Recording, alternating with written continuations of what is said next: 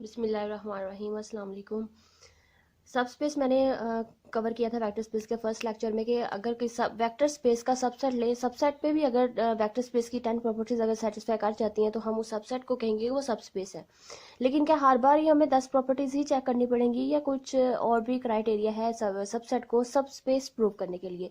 जिस तरह सबसेट पे भी हम एक करोलरी को सेटिस्फाई करवा देते हैं, वो करोलरी है कि वो भी डिस्कस करते हैं तो वो सबसेट जो होगा वो सब स्पेस बन जाएगा। वो करोलरी है कि वो थ्योरम है, लेट वी बी है vector space over a field F. सबसे पहले हमारे पास एक वेक्टर स्पेस हो ओवर अ फील्ड एफ, किसी फील्ड पे डिफाइन हो, and W be a non empty subset. जो सबसेट लेना है वो नॉन एम्प्टी सबसेट लेना है। एम्प्टी भी सबसेट होता है, किसी भी हर सेट का सबसेट होता है, लेकिन हमने जो सबसेट लेना है सब स्पेस बनाने के लिए वो non empty subset of V लेना है। Then W is a subspace of V if and only if it is closed under addition. अगर क्लोज भी अंडर एडिशन के उसी सबसेट में से आप दो एलिमेंट्स लें और ऐड करवाएं तो जो रिजल्ट आए वो भी उसी सबसेट में जाए, और स्केलर मल्टीप्लिकेशन भी अगर उसी सबसेट में जा रही है, क्लोज अंडर एडिशन या स्केलर मल्टीप्लिकेशन अगर होल्ड करती है उसी सबसेट के अंदर, तो वो सबसेट हमारा सबस्पेस बन जाएगा। और क्रोलरी ये है कि non empty subset W of we is a subspace of V if and only if, ये इफ एंड ओनली कहेंगे। अगर लीनियर कॉम्बिनेशन अगर सेटिस्फाई कर जाएगा तो वो सबसेट हमारा सबस्पेस बन जाएगा। वो क्या है कि अल्फा, मतलब इन दोनों को ही उन्होंने कंबाइन करके ये लिख दिया। पहले हमने कहा था क्लोज्ड अंडर एडिशन हो और स्केलर मल्टीप्लिकेशन हो, इन दोनों को उन्होंने कंबाइन कैसे किया कि alpha W1 plus beta W2 belongs to W। That mean कि यही है scalar multiplication and addition, scalar multiply करके उनको ऐड करके जो रिजल्ट आएगा वो वापस अगर W में जाता है तो W हमारा सबसेट से सबस्पेस बन जाता है ऑफ दैट वेक्टर स्पेस जिसका ये सबसेट होगा। फील्ड दोनों की सेम होगी, ऑपरेशन भी सेम होगा, और उसी सेट में से ही ये एक सबसेट है, तो ये सबसेट हमारा सबस्पेस बन जाएगा। दूसरी क्रोलरी के रिस्पेक्ट से हम ये सबस्पेस की कुछ एग्जांपल्स मैंने लिखी है कि Q over Q is a subspace of R over Q। ये Q over Q set of rational numbers भी सबस्पेस है over a field of rational numbers is a subspace of R over Q, क्योंकि ये इसका subset भी है और ये सबस्पेस भी है। वो लीनियर कॉम्बिनेशन की क्रोलरी जो भी हमें देखी उसको भी सेटिस्फाई करता है, और ये सबस्पेस है Q over square root 2 over Q की भी ये सबस्पेस है। और R over Q is a subspace of C over Q, मतलब ये कम्प्लेक्स का सबसेट भी है और ये फिर इसका सबस्पेस भी बनता है। मतलब वो इसको जो क्राइटेरिया हमने भी देखा सबस्पेस के लिए उसको सेटिस्फाई करता है। आप करवा के देख ले कोई। Q is subspace of R over Q। ये जो है इंपॉर्टेंट पॉइंट है, इसको आप नोट करें कि लेट वी भी आर ओवर पास है, और एक मैंने सबसेट लिया जो जिसमें ये इस तरह के एलिमेंट्स होंगे कि x minus Y is equal to 1। इस क्राइटेरिया को सेटिस्फाई करने वाले एलिमेंट्स सारे इस सेट एच में आएंगे।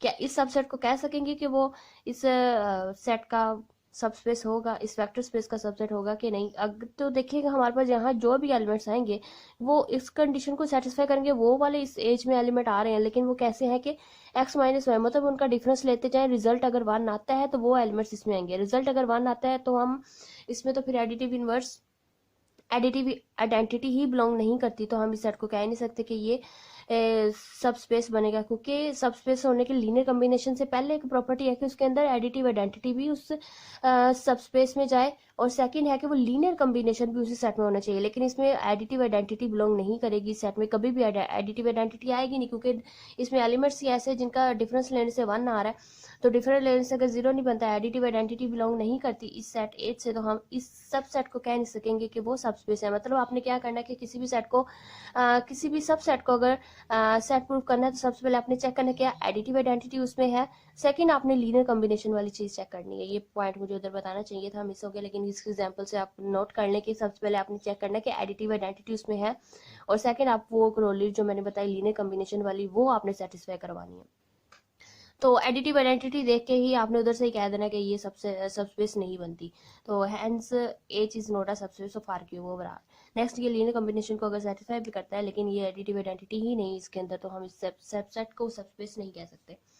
अगर ये मैंने एग्जांपल एच लिया जिसमें जो एलिमेंट्स हैं ऐड होकर रिजल्ट 0 दे रहे हैं, इसमें एडिटिव आइडेंटिटी भी है और 0 बनेगा, रिजल्ट सम करके 0 भी बनेगा, और इसको लीनियर कॉम्बिनेशन की प्रॉपर्टी भी सेटिस्फाई कर जाएगा। आप चेक करके देख सकते हैं, तो ये भी सबस्पेस बनती है of R cube over R की। अब हम पढ़ते हैं सब स्पेसिस पे इंपॉर्टेंट रिजल्ट के। अब हम देखते हैं इन पे इंपॉर्टेंट रिजल्ट्स। वो क्या है कि union of two subspaces, जिस तरह हमने सब ग्रुप में पढ़ा था, union of two subgroup may not be a subgroup, similarly union of two subspaces not necessary to be a subspace, लाजमी नहीं है कि हम दो सबस्पेसिस का यूनियन लें वो भी एक सबस्पेस ही बने।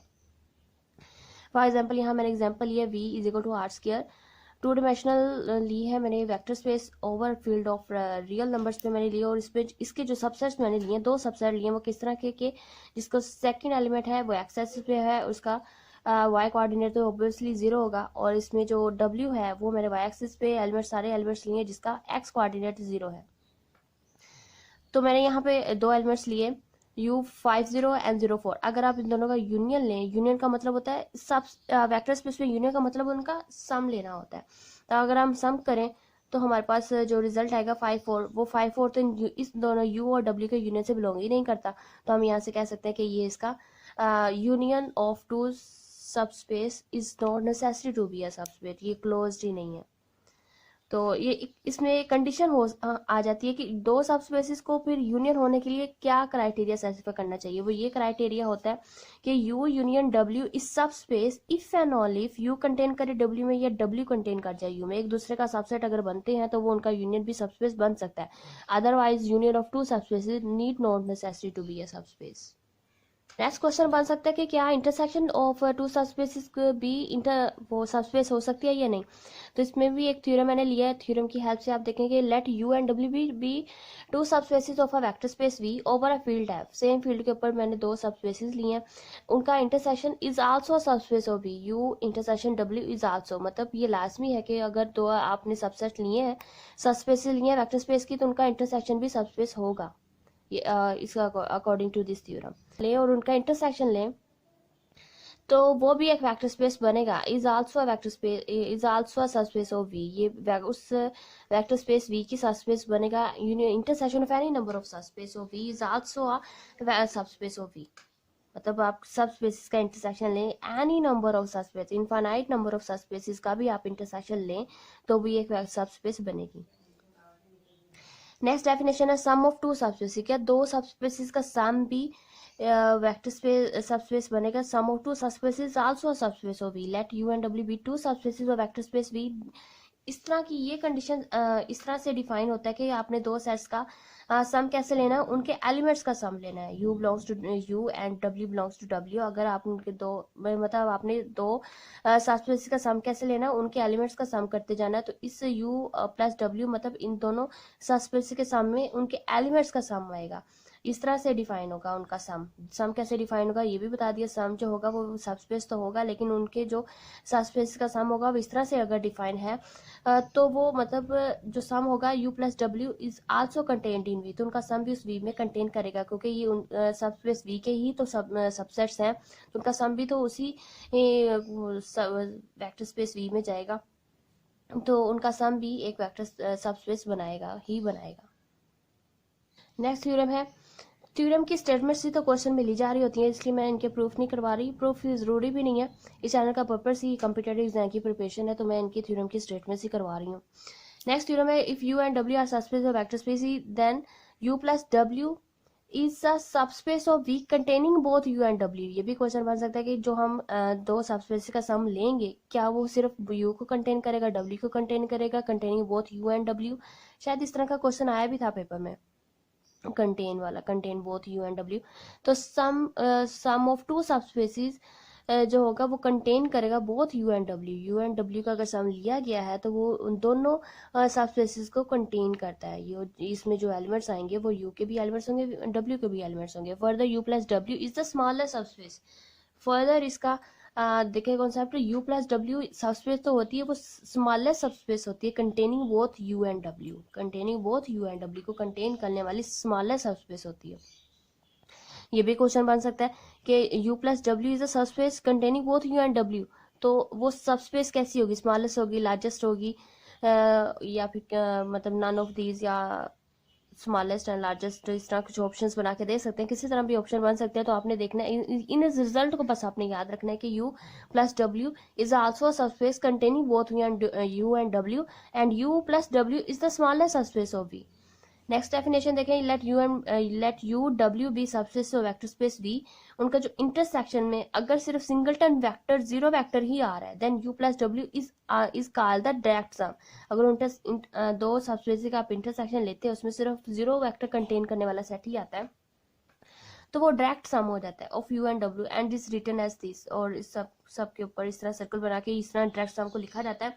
इसमें दो कंडीशन भी सेटिस्फाई करनी चाहिए डायरेक्ट सम में। वो ये क्या है कि 10 vector space v is called direct सम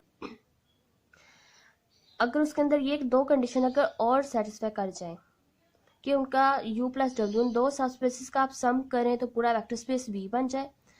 क्योंकि यूनियन ही वेक्टर स्पेस में इस तरह से डिफाइन किया गया कि आप उनका यूनियन लेना है तो मतलब उनका वेक्टर सब स्पेसिस का आपने सम लेना है। उनका दो सब स्पेसिस का अगर सम लेते हैं तो v बनना चाहिए, ये फर्स्ट कंडीशन है। सेकंड कंडीशन ये है कि उनका इंटरसेक्शन ले हमारे पास एक ऐसा सेट बने जिसमें सिर्फ जीरो वेक्टर ही दोनों में कॉमन आए और दो सब स्पेसिस में, और उनका सम करने से हमारे पास पूरा सेट v बन जाए। सब स्पेसिस की इंटरसेक्शन एंड यूनियन हमारे पास है वेक्टर स्पेस v है over the field f। w हमारे पास एक एनी नॉन एम्प्टी सबसेट है v का। पहली कंडीशन ये कि जीरो बिलोंग करता हो w, that mean additive identity belong करती हो सबसेट से। सेकंड कंडीशन हमारे पास 10v belongs to w close to under addition, और स्केलर मल्टीप्लिकेशन भी बिलोंग करे सेट w से। हमारे पास कोई एनी हम स्केलर्स लें, scalar belongs to f and f I u भी बिलोंग कर जाए w से। इन दोनों कंडीशंस को अगर हम अल्फा यू लिया तो एक alpha, beta belongs to f है तो beta b v belongs to w। ये स्केलर मल्टीप्लिकेशन और एडिशन, अगर इन दोनों कंडीशंस को अगर मैं कंबाइन करूं तो alpha u plus beta v belongs to w set subset w से अगर बिलोंग करता है तो इस सबसेट को हम कहेंगे कि वो सब स्पेस है। For scalars alpha beta and vectors u v belongs to w।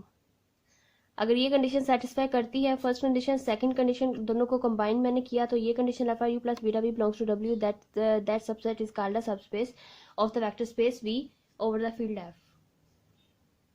इसी सारे कॉन्सेप्ट को हम एग्जांपल की मदद से अंडरस्टैंड करते हैं। फॉर एग्जांपल मेरे पास अब देखते हैं एग्जांपल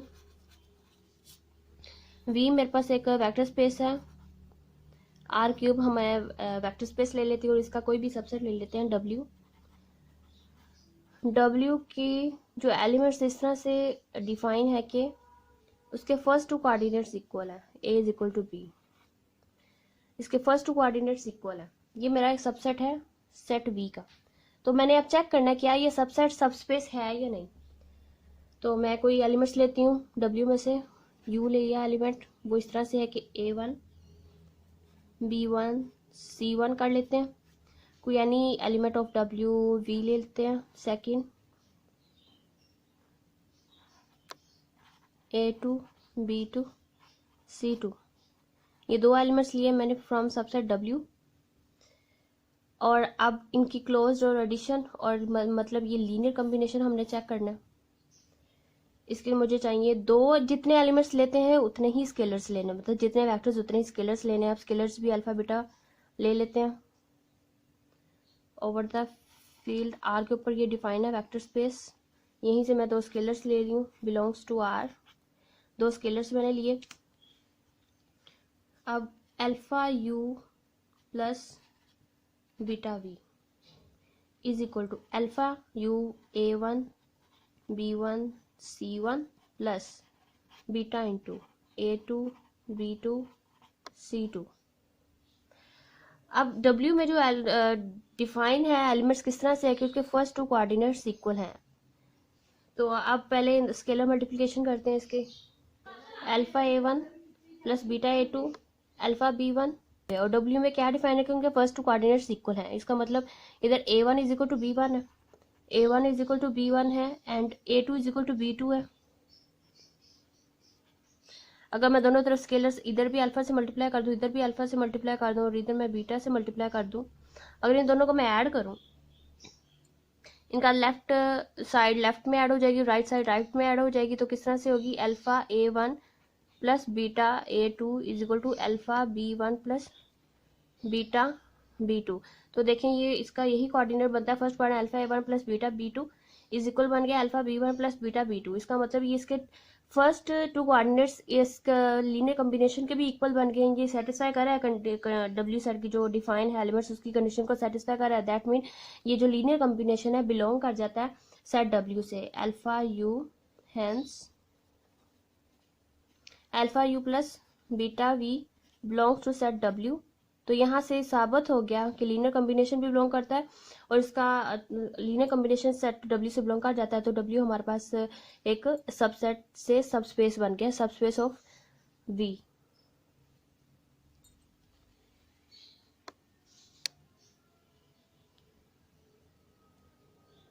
अब आपने चेक करना है कि अगर आपके पास डब्ल्यू इस तरह से डिफाइन हो, ए बी सी, डब्ल्यू set belongs to set we, और उसमें जो एलिमेंट्स है वो इस तरह से डिफाइन है कि फर्स्ट टू एलिमेंट्स का अगर सम करें तो आंसर 0 आ रहा है। तो आपने चेक करना है कि क्या ये डब्ल्यू इस सबसेट इस सेट वी का सबस्पेस बनता है या नहीं। और अगर डब्ल्यू इस तरह से डिफाइन हो 2a plus 3b plus c is equal to 1 हो, फर्स्ट कोऑर्डिनेट को 2 से मल्टीप्लाई करना है, सेकंड कोऑर्डिनेट को 3 से, एंड ऐड कर दो तीनों को, plus third coordinate is equal to result अगर 1 आ रहा है तो आपने चेक करना है कि क्या ये डब्ल्यू सबसेट हमारा सबस्पेस बनता है सेट वी का। ये आपने कमेंट सेक्शन में बताना है। ये मैंने 2 सबसेट दे दिए, आपने चेक करना है क्या ये सबसेट सबस्पेस बनाते हैं सेट वी की या नहीं बनाते। ये आपने चेक करके मुझे बताना है। ये डब्ल्यू सेट जो मैंने इस तरह से डिफाइन किया था इसको मैंने चेक करके आपको बता दिया कि किस तरह से चेक करना है लीनियर कॉम्बिनेशन लगा के, तो किस तरह से उसको मैंने सबस्पेस शो किया। इसी तरह आप ये सबसेट लेके आपने बताना है कि क्या ये सबस्पेस बनाते हैं सेट वी की या नहीं बनाते हैं। लीनियर कॉम्बिनेशन हम किस तरह से डिफाइन करते हैं। फॉर एग्जांपल मेरे पास एक वेक्टर स्पेस है ओवर द फील्ड एफ, कोई इस सेट से मैं एक एलिमेंट ले लेती हूँ v belongs to set we, और if there exist alpha i's belongs to F, v is called linear combination of vectors u1 u2 up to Son um belongs to set V के ही elements को कहेंगे कि वो vectors linear combination. V is called a linear combination of vectors if there exist ai's belongs to f, इस तरह से exist करते हैं कि such that element v is equal to, उसको मैं इन स्केलर्स इन वेक्टर्स की हेल्प से लिख सकती हूँ सेट इस एलिमेंट v को। Then v is called a linear combination of vectors u1 u2 up to Son um, alpha 1 u1 alpha 2 alpha is belongs to f, then alpha 1 u1 plus alpha 2 u2 up to so on alpha m u m। इन vectors u1 u2 um की help से अगर मैं element v को लिख सकती हूँ then v is called a linear combination of vectors u1 u2 up to so on um। Next हम देखते हैं स्पैनिंग सेट ऑफ वी क्या होता है। ये स्पैन ऑफ वी क्या होता है, हमारे पास एक वेक्टर स्पेस है, vector space over the field f, and हमारे पास वेक्टर्स है u1 u2 up to so on um। मेरे पास वेक्टर्स हैं belongs to V. These vectors are called the span of V. Span of V या कह दें या generators of V set कह दें।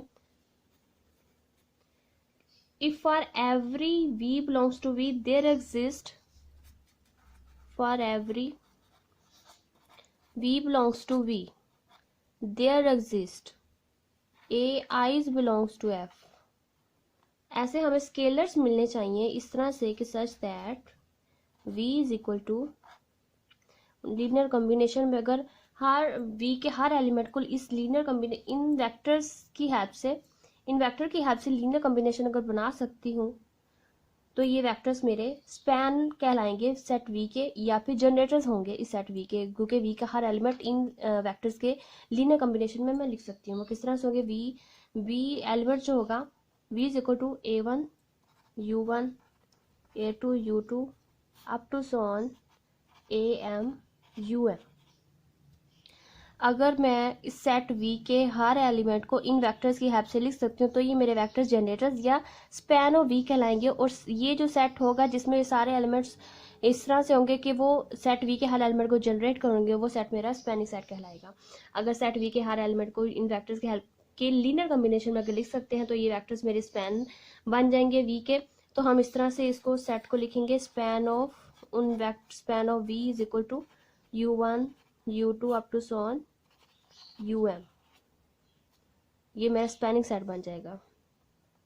सेट वी का कोई भी वेक्टर इनके लीनियर कम्बिनेशन में लिखा जा सकता है। दे एग्जिस्ट एआईज, तो हमें ऐसे एआई जरूर मिलेंगे जो जिनके हेल्प से हम लीनियर कम्बिनेशन वेक्टर की हेल्प से बनाएंगे। सवाल में अगर आपको सेट दे दे और पूछा जाए कि क्या ये स्पैनिंग सेट है या नहीं, तो फिर हम क्या करेंगे कि हमें जो वेक्टर दिया गया होगा हम इसे लीनियर कम्बिनेशन बना के देखेंगे। अगर तो वो लीनियर कम्बिनेशन में लिखे जा सकते होंगे और सेट वी का हर एलिमेंट अगर हम बना सकते हैं तो वो सेट मेरा स्पैनिंग सेट होगा, अदरवाइज नहीं होगा। फॉर एग्जाम्पल मेरे पास ये मैंने सेट वी लिया था और एक मैं सबसेट लेती हूँ डब्ल्यू।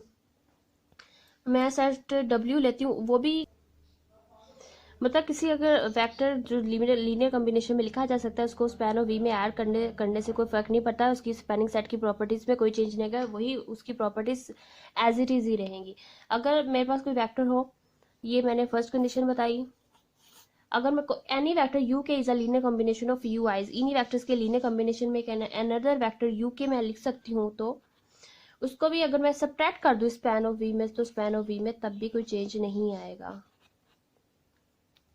यू के is a linear combination of you eyes का लीनियर कॉम्बिनेशन यू आईज ये वाले, तो अगर इसी सेट में से अगर मैं इसको सब्ट्रैक्ट कर दूँ u1 u2 um में से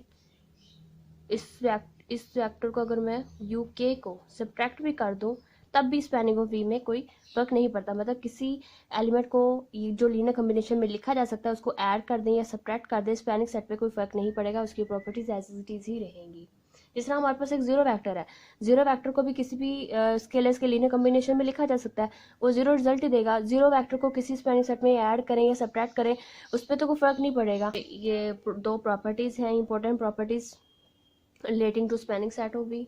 फॉर एग्जाम्पल मैंने लिया स्टैंड करने एग्जाम्पल लेते हैं स्पैनिंग सेट को समझने के लिए। हमारे पास वेक्टर स्पेस है v belongs to are cube और सेट मैंने एस लिया जिसके एलिमेंट्स है e2 e3 और ये एलिमेंट जो स्टैंडर्ड वेक्टर्स हैं e1 is equal to 100 e2 010 e3 001, ये स्टैंडर्ड वेक्टर्स हैं। मेरे पास सिर्फ स्पैनिंग सेट हमने मालूम करना है। स्पैनिंग सेट को इस तरह से इस सिंबल से डिनोट किया जाता है। ये स्पैनिंग सेट हमने फाइंड करना है, हमारे वेक्टर्स दे दिए गए हैं और वेक्टर स्पेस दे दी गई है। हम इस वेक्टर स्पेस के स्पैनिंग सेट फाइंड करना है। स्पैनिंग सेट फॉर एग्जांपल मैं वेक्टर स्पेस वी में से एक एलिमेंट लिया a b c belongs to, जिसके कोऑर्डिनेट्स हैं a b c belongs to are cube में से एक एलिमेंट लिया।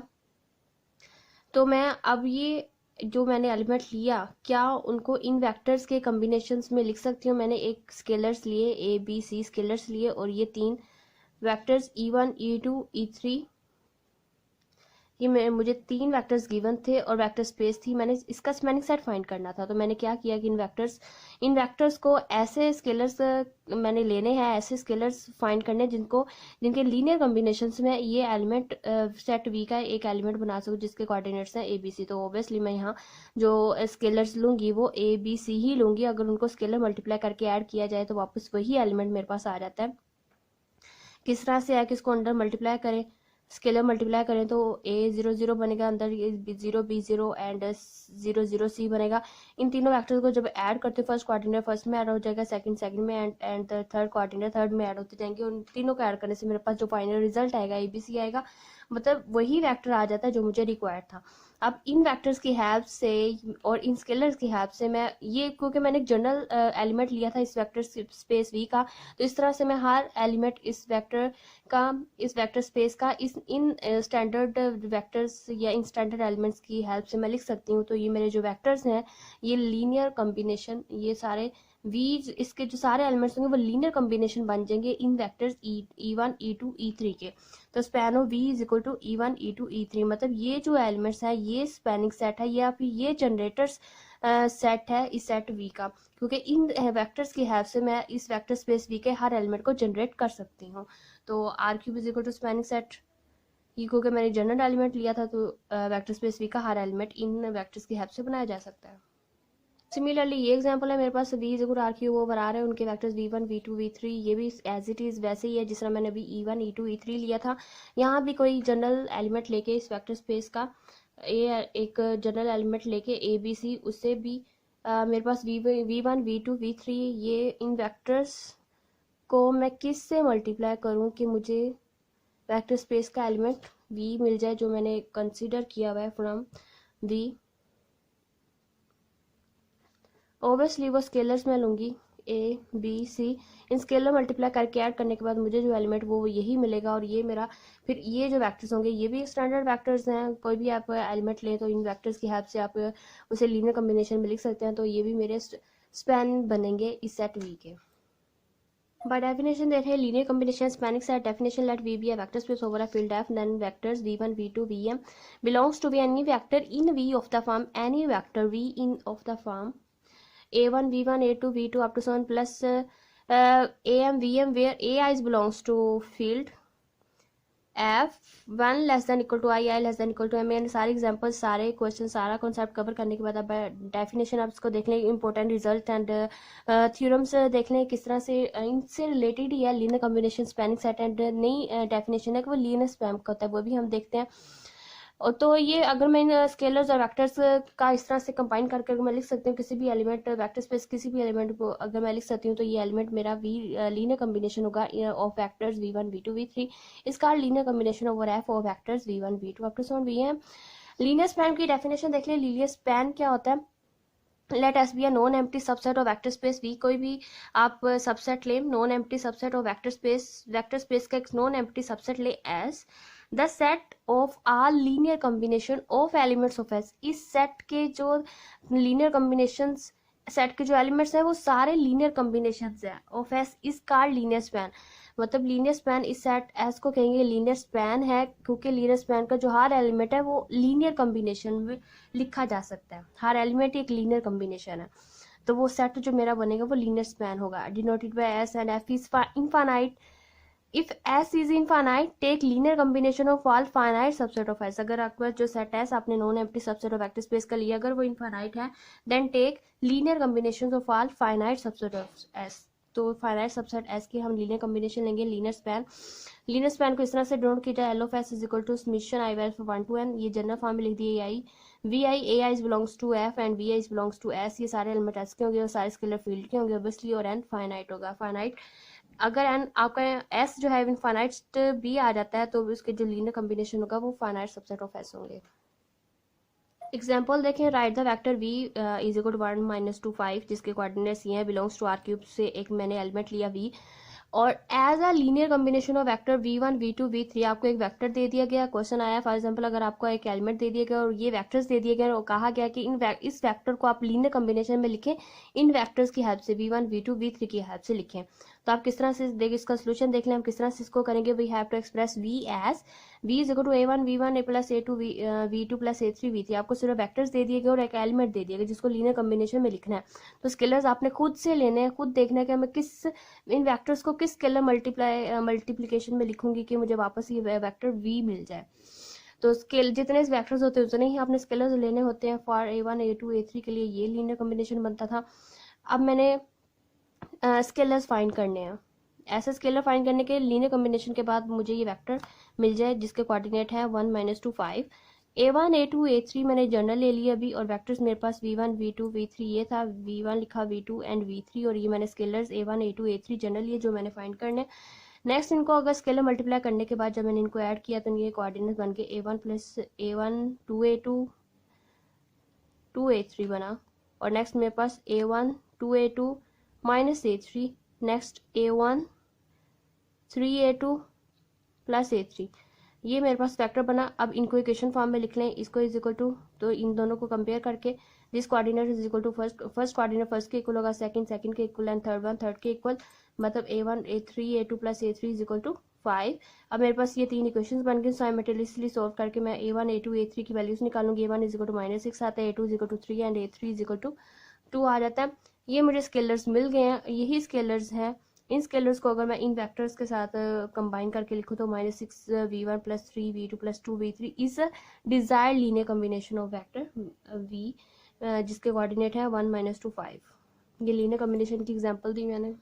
नेक्स्ट इंपॉर्टेंट थ्योरम देख लें। Let s be a non empty set of vectors in a vector space V का non empty set है over a field F, then linear span of S is a subspace of V। Linear span भी subspace बनती है V का, जो contain करती है S को कंटेन करने वाली सबस्पेस होती है linear span, and it is the smallest subspace of V containing S को कंटेन करने वाली स्मॉलेस्ट सबस्पेस होती है। यहाँ आगे इंपॉर्टेंट रिमार्क है कि जो लीनियर स्पैन होता है इस set to be the span और जनरेटेड, इसको स्पैन के जनरेटेड सेट भी कहते हैं by S, and S is called spanning set, और इस तरह से इसको सिंबल से इसको डिनोट किया जाता है। इंपॉर्टेंट क्रोनली देखेंगे, हमारे पास दो subset f s and t are subset of v, then उनके जो लीनियर स्पैन अगर एक दूसरे में ये सबसेट्स हैं और S कंटेन करता है टी में, अगर कंटेन करता है, अगर if S is contained in T, this implies that उनके लीनियर स्पैन भी एक दूसरे में कंटेन करेंगे। वैसे ही कंटेन करे S स्पैन करता है T में, तो S का स्पैन भी कंटेन करेगा सेट T में। इंपॉर्टेंट क्रोनली है, इंपॉर्टेंट रिजल्ट है, आ जाता है अक्सर एमसीक्यूज में कि अगर वो S सबसेट ऑफ T का, तो उनके जो स्पैन होगा वो भी इस सबसेट में कंटेन करेगा। ये नहीं करना कि T इसमें कंटेन करता है लेकिन ये इसका सुपर सेट नहीं बनता, ये सबसेट होता है, इसका स्पैन भी सबसेट बनता है T का। इंपॉर्टेंट रिजल्ट है, इसको याद रखिएगा। नेक्स्ट इंपॉर्टेंट थ्योरम देखिए, S1 and S2 are subset of V। अगर हमारे पास दो सबसेट्स हैं V के, वेक्टर स्पेस कोई भी वेक्टर स्पेस V है हमारे पास, उसके दो सबसेट्स हैं, इस if S1 is subset of S2, अगर भी इसका सबसेट, अभी मैंने बताया कि वो लीनियर स्पैन भी उनका सबसेट बन जाएगा। स्पैनिंग सेट भी सबसेट होते हैं, उनके लीनियर स्पैन भी सबसेट बन जाते हैं। और लीनियर स्पैन अगर S1 और यूनियन S2 अगर उनका यूनियन लेके फिर उनका लीनियर स्पैन लिया जाए, वेक्टर स्पेस में यूनियन ही ऐसे डिफाइन है कि उनके सम के इक्वल होता है। यूनियन लेते हैं उनको सेपरेट के सम के बराबर, L of S1 plus L of S2 के बराबर आ जाएगा, उनके यूनियन उनके सम के इक्वल आए बनेगा। सबसेट नहीं बनता या सुपर सेट भी नहीं बनता, इक्वालिटी के साथ ही आ जाएगा कि L of S1 union S2 is equal to L of S1 plus L of S2, उनके लीनियर स्पैन के सम के इक्वल आएगा। अगर लीनियर स्पैन ऑफ S1 लिया जाए और दोबारा उसका लीनियर स्पैन लिया जाए तो वो is equal to L of S1 आएगा। इंपॉर्टेंट रिजल्ट है। Next important result, if S and T are subset of a vector space, S and T हमारे पास दो सबसेट्स हैं वेक्टर स्पेस V के, तो उनका जो यूनियन होगा S span of S union span of T वो कंटेन करेगा या सेपरेट स्पैन लेके उनका इंटरसेक्शन लिया जाए तो वो ये सेपरेट और जो स्पैन करके फिर उनका इंटरसेक्शन लिया वो सुपर सेट बन जाता है अपने होल S इंटरसेक्शन T उनके स्पैनिंग सेट का, ये सुपर सेट बन जाता है। और ये सबसेट होता है और ये इंटरसेक्शन उसका सुपर सेट बन जाता है। Set equality need not hold in either case, किसी भी यहाँ इक्वलिटी होल्ड करनी इतना जरूरी भी नहीं है, ये कंटेन करते हैं, ये सबसेट बनते हैं।